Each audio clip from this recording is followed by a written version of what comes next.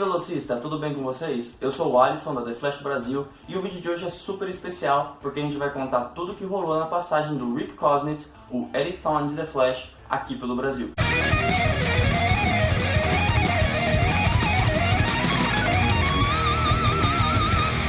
No último final de semana, nossa equipe esteve em Curitiba para participar do Shinobi Spirit, que é o maior evento de cultura pop do Paraná e acontece aqui desde o ano de 2009. Essa edição do evento contou com a participação do Rick Cosnett como convidado internacional e a gente esteve em loco para conferir tudo o que estava rolando. Lá a gente teve a oportunidade de conversar com o Rick com exclusividade e também de mediar o painel dele para o público do evento, que pra gente foi uma grande oportunidade e uma grande honra. Então, mais uma vez, fica aqui o nosso agradecimento à organização do evento por esse convite super especial. Mas agora que vocês já sabem do que se trata esse vídeo, sem mais delongas, confiram o nosso papo com ele e a gente espera que vocês gostem. So, thank you so much for talking to us. It's really a pleasure. And pleasure. No, it's my pleasure. I always wanted to. I always was fascinated about you guys because I always see you on Twitter. Yeah, that's so. You guys are just like always, always on it. And yeah, so it's wonderful to meet you in person. So thank you for coming. Thank you. The first thing I want to ask you is fans love Eddie, and we have seen you go back sometimes for some guests appearances. But was there ever any sort of conversation to bring you back for good?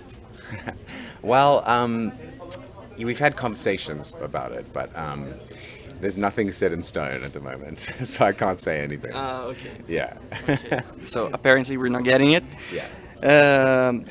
But people always talk about you being brought back as Blue Cobalt. Yes, they do. Yeah. Cobalt Blue. I mean, I think everyone thought. First, they thought I was the Reverse Flash. Yes. Then they thought I was. Who's the guy in the dark suit, like the black suit? Zoom. Zoom. Yeah. They thought I was Zoom. Zoom.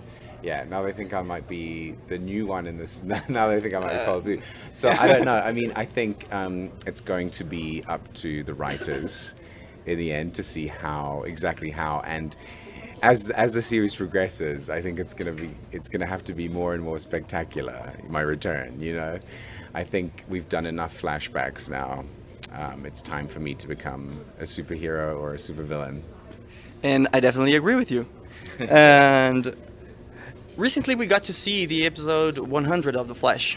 And it was a special episode, and Barry traveled back in time to a lot of remarkable moments from the show, and we really missed Eddie on that one. I know. Did the production get in touch with you? Yes, they were going to put me on, and then I think there was a change in storyline. So then, for some reason, they went with a different story. Yeah, so it was unfortunate. Yeah, that's so sad. Yeah, very sad. Now I want to talk about the show. What scene was the most difficult for you to shoot in season 1? I think it was there was a scene after when all of the Reverse Flash, we had him down in that enclosure, in that trap. And then he got out and killed everyone around us, and all except me. Yes. And I didn't know why. And so I had to go into the police precinct with Joe, and yeah, that was probably, you know, it was a lovely scene though, because Jesse obviously is a wonderful actor to work with. So it was very fun, but it was also quite challenging. Yeah, yeah. And what is your favorite Eddie moment in the show? My favorite one is probably when he took way too many painkillers in hospital and went kind of crazy. Do you remember that? I think it was episode 3, season 1. Yes, that's that was really fun. We had so much fun that day. Where were you all night? Home. Trying to eat all the ice cream before it melted. I love ice cream. He is on pain meds, lots of them, but he's gonna be okay.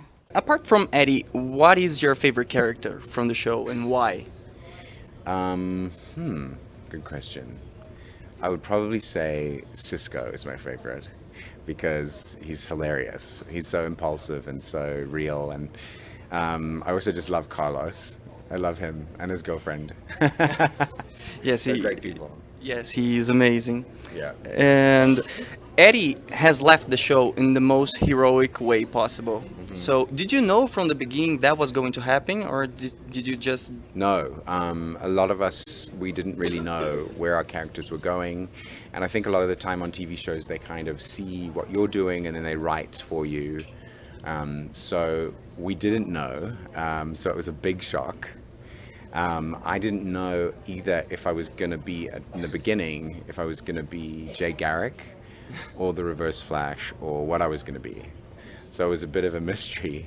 But then they told us 2 months before I died, they told us that Eddie was going to die. And it was very sad. Yeah, so were we. Have you kept Thank you. Have you kept up to date to the show after you left? No, I haven't. It's too sad for me to watch. Also, there's too many episodes. I mean, there's so many. So, I haven't. And every time I've been back, it's been in either a flashback or I've been kind of unaware of what's going on. So I don't feel like I have to research it. Also, like, we all sort of stopped watching the show maybe after the first few episodes because you're doing it all the time. And so it's like you've done it 1,000 times. You don't need to see it again. And also, it's weird watching yourself on TV. Yes. Because you always just go like, oh my God, like, don't stand like that. Don't do that. Do I sound like that? Like, yeah. And then so it just kind of messes you up. Is there any funny backstage story that you can share? Yeah. We had a lot of good times on the set. I mean, I would often I can go to sleep very easily. So I would be sleeping in the weirdest places. And Grant was always just like, he would put a blanket over me or like be very jealous because he couldn't sleep. I can sleep like this. And he worked way more than I did. So, yeah, so that was pretty funny. A lot of singing, a lot of dancing on set. Yeah, we see that. Yeah. But I was always quite serious about my work, because I wanted to make it so good. That, especially at the beginning, we were all quite nervous. And then as it went on, we got a little bit more relaxed. And like, I got this. But it was always really funny when Grant has to come in, flash into a space. And I remember the first day, we didn't know how he was going to do it. So we were like trying things out. Like he was like, that's not going to work. That's not going to work. And then eventually he did like a dancing slide. And we were like, yes, that's the one. So yeah, it's pretty fun. And then, whenever that happens, you're obviously just standing there and they say action and Grant's just over there, but then he just goes like this. And then they go in your face with this. There's someone standing there with an air blaster. Oh, okay. A friend, because we know all the crew. So he's a friend of ours too. So it was quite fun. It was really fun doing that stuff. Yeah, it was kind of amazing, kind of awkward. Yes. We see you still get to hang out with some cast members. Which are the ones that you keep in touch the most? Probably the most would be Jesse L. Martin, who plays Detective West. We are pretty much best friends. Nice. So yeah, that's really cool. It's really cool. He seems like a nice guy. He's a really nice guy. We're going to, we directed this film with Carlos as well, who plays Cisco. So we're going to New York for the screening of that on the 31st of May. That's cool. I also see Candace a lot. Mm-hmm. Danielle and I text, Grant and I text, Tom and I text a lot, because Tom's also from Africa, actually. He grew up, I think, in Tanzania. Oh, nice. So I have this character that I play that for him only. Her name's Jen Watkins, and she's someone who we grew up with, and he thinks it is the funniest thing he's ever heard of in his life. So I like to do that for him, because he's a good one to make laugh, Tom. Yes, yeah. It seems so. Talking about your career now, you have been in a movie called To Me Monk. Is that so? Yes. Yeah, it's a very moving, powerful story. Can you tell us a little bit about your character and the story? Do you know when it's coming out? Because I have no idea. No, I actually looked for it and I couldn't find. Yeah, I saw it in post-production. Yeah, it hasn't come out yet, I don't think, unless you know. And I think now they're calling it I Miss You. Basically, Tu me manques, it means I miss you. In French. Yes, exactly. And it's a Bolivian filmmaker. Yes. And it's a play. It was this huge event in Bolivia. It started as a play, And it kind of sparked this huge movement in Bolivia for gay people, especially, to come out and to be able to freely, because it's all about the relationship between the father and his son who comes out as gay, and then, I'm sure this is not a spoiler, commit suicide basically. So, and it's the aftermath of all of that in New York City, but they are Bolivian, and I play one of his friends who is living with HIV, and he's an artist, and he kind of meets the dad and explains to him, and we worked with, you know, the most incredible actors, the most incredible, obviously, Bolivian actor, Rosy de Palma as well, who's Spanish, and she is just amazing. So yeah, it was a very cool project to be a part of, because it was a very personal story of the director's personal story. Yeah. That's very nice. And just to wrap up, do you want to send a message to the Brazilian fans? Yes, I do. Yes, so please. I do. I just want to say obrigado to all of my Brazilian fans who from the very beginning have been with me since I wasn't even on the Vampire Diaries yet. They just seen a picture of me and they all said, I love you, I can't believe, my sister and I just thought you guys were the best. And then we came here, and here I am again, and I just want to come here all the time. So please invite me back. Thank you very much. Thank you, guys. Be very welcome to come back to Brazil anytime you want. You'll be very welcome here. Thank you, guys, and thank you for supporting us always. Thank you. Cheers.